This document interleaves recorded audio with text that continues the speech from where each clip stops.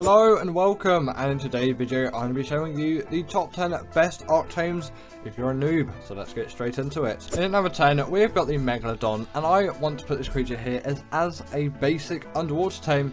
This is really going to get you far. The Ichthyosaurus and the Basilow are good shouts as well, but if you want to go for a creature which is going to deal some damage and still be relatively easy to tame, that do spawn quite close to the shore, the Megalodon is your bet. If you just want speed, the Ichthyosaurus is the way to go, and if you want something a little bit more robust, then the Basilow is going to be the way to go, but those tames are a little bit more difficult and it is something to watch out for, whereas the Megalodon can be very simply done with a crossbow and some trank arrows and then just some fish meat. If you find one that's near the shore, that is your opportunity to get one, trank it out and tame it for yourself, and you will not regret having one of these for just general basic ocean travel, as they have the bleed ability. They can deal quite a large amount of damage and they really can get a lot done considering how easy these things are to tame. Although this is somewhat of a challenge to tame, if you prepare this successfully, you won't struggle with it too much. If you build a very basic 2x2 trap, get some ramps and obviously door frames around it,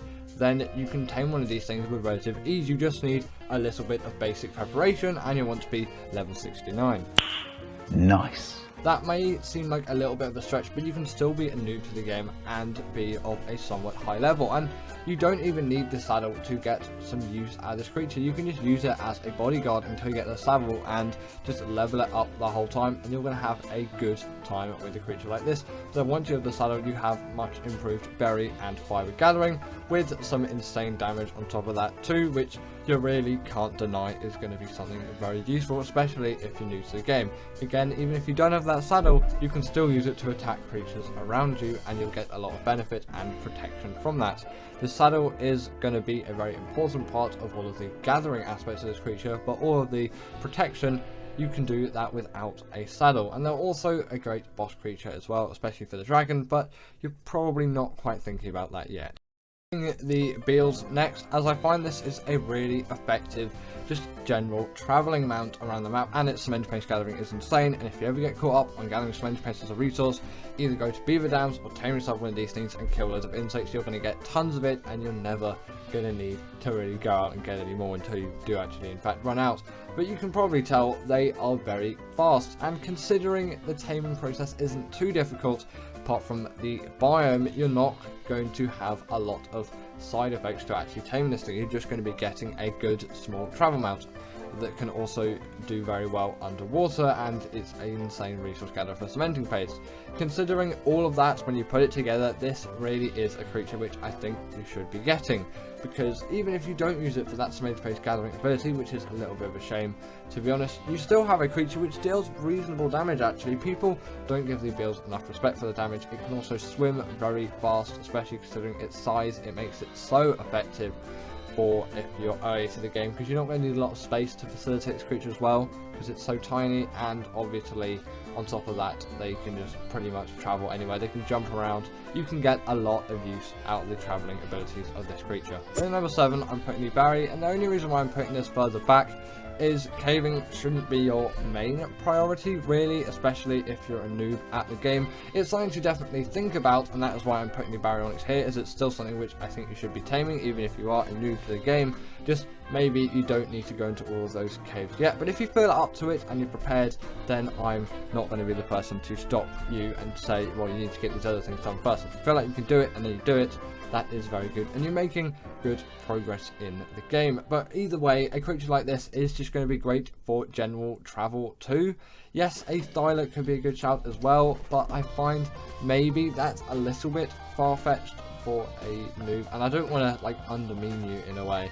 But if you feel like you can go for a Thyla as well, that would be a great honourable mention on this list if you feel confident enough to do it. It all really does come down to confidence at a stage, as when you play the game more, you're more confident with your abilities, and obviously you're more knowledgeable on taming methods and things like that. This is a very simple knockout tame, and then feed some fish meat. You will have no troubles whatsoever, especially if you're playing on ASA, because sometimes they don't even spawn in the swamp biome, they just spawn next to rivers, so the biome is even easier to find these things in. The Carno maybe is an unpopular opinion for you, but I am saying that this is a creature which, for beginners and noobs and all those people, this is a great first big carnivore to have. Yes, it's probably not going to be your first carnivore. In fact, that might be the next creature coming up on the list, but this one is still going to definitely carry, and an aloe may seem a little bit intimidating. Again, if you want to go for it, then you go for it, and I'm not stopping you. But I would say the Carno is a good goal to set your eyes on. They deal the bleed ability with their second attack. They're not too difficult to trap and then knock out and then tame. It can be done with basic meat, but if you want to get prime and you've got prime on you, obviously of course use that. The tame is going to be much faster. Or you can simply kill an adult Carno if you're on ASA, and then if it has a baby attached to it, you can simply press E on that, and then boom, you've got yourself a Carno, and that's easier, obviously, and depending on your rates, it also will be quicker.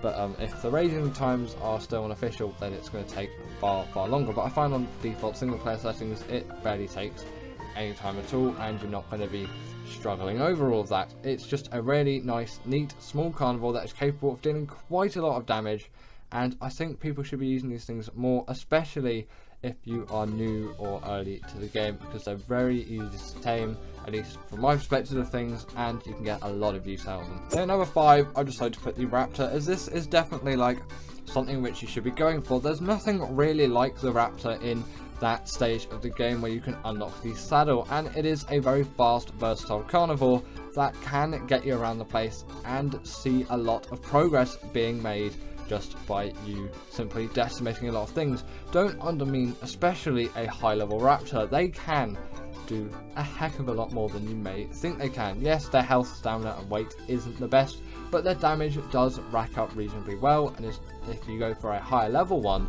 then you might find yourself actually having a one with decent weight, health and stamina. It's not going to be the highest in the world, a Carno will surely beat it, but you can still easily kill Carnos on something like a Raptor. But once you tame your own Carno, it's kind of like it's easier to kill the wild ones in a way.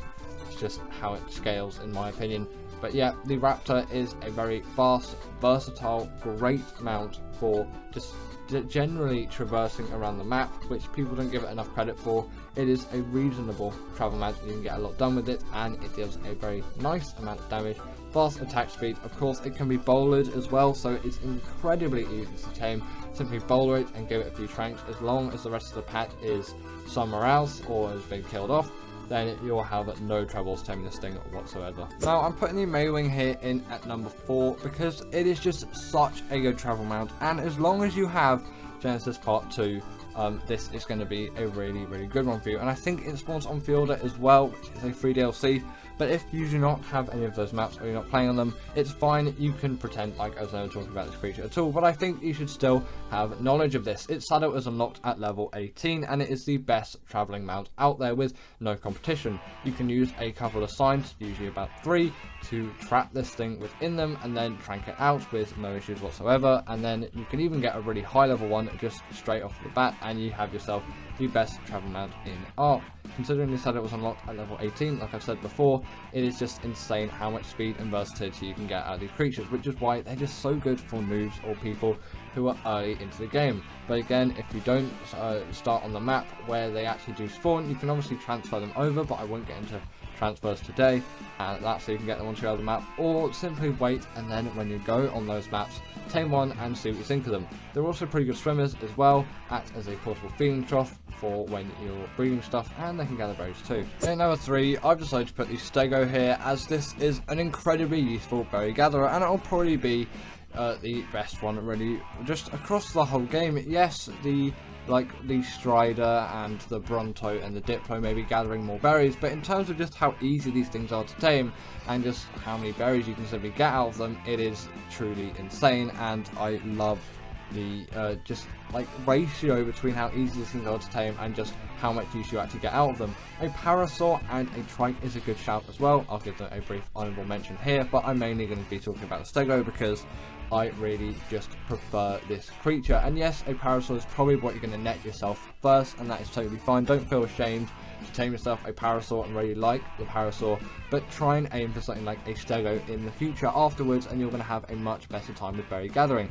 Also, if you're getting into PvP as well, which, you know, most people probably aren't, especially if you're early on into the game, then you can use these things as turret solutions as well. So if you're thinking of doing some basic raids and there's a base that you want to raid which got maybe, let's say, a couple of turrets or even just one turret on it, then try and soak it with the Stego and see what happens, you know, test it out, but also, you know, be careful, because those situations can very easily end badly, and also if the players are online as well, you can find yourself in a bit of a sticky situation. But this is really a creature which I think you should be considering to get, and if you don't get one, what are you doing? Then at number 2, I've decided to put the Argentavis, as this is really going to be something which you're going to want to go for. Again, these saddles are unlocked in the like level 60 odds, but really if you get a basic trap and then trank this thing out, or sometimes you don't even need a trap if you're going for low levels, you're going to find no issue with taming this thing, apart from the biome can be a little bit hostile. Again, just some basic preparation of items and things to fend off some enemies, and maybe the creature which is actually in the number 1 spot as well to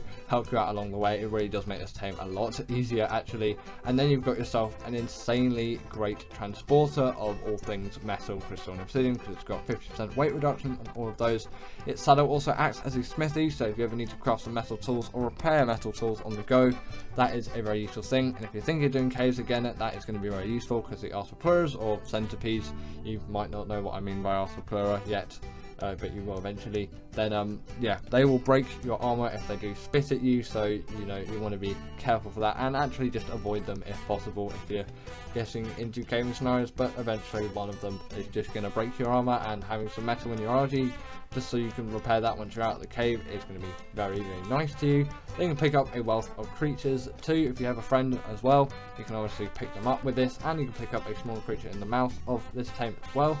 They also have a regen ability, so if your RG is low on health, simply kill something that's relatively small. If something is already dead, simply eat that dead corpse. That's why if you actually kill something that's RG is around, they'll go for it. Then at number 1 is the Pteranodon though, and although this isn't as good as a creature compared to the RG, at least from my opinion, as a noob or person who's very early to Arc, this is just such an easy tame, and it is going to elevate your progress so much through Arc. It really does it just is deserving of the number 1 spot. If the Maewing spawned on the island, it would take the number 1 spot, but because of the maps being probably the ones that you're not going to be starting on, yeah, this creature easily takes the number 1 spot, being a fast, very viable traveling mount, and it really does add a new dimension to the game when you can actually fly around the place. On top of that, they are ridiculously easy to tame. Simply boulder them and then either club them out or use some tranks. You can only need like maybe a couple of tranks, so if you're taming even like a high level one, probably 10 tranks at a maximum. They've never really used more than that for me when going up to 150, and then obviously it's going to be easy. Trank it out like that, then feed it some meat or prime meat if you've got it, of course.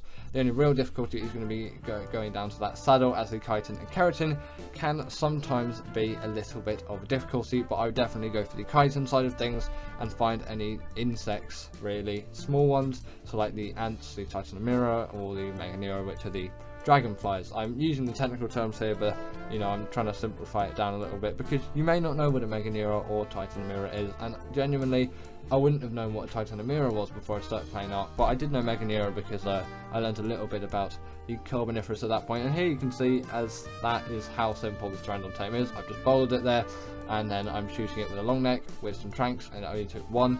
Again, you're probably going to be using a bow or a crossbow. So thank you to my wonderful patrons Ekaterina Puchkova, Karina Thorne, Dominic Masijewski and Ethan Tapia, who have all supported me through Patreon or through YouTube memberships. If you want to join this list, then go join Patreon or YouTube members, but thanks to all of these guys.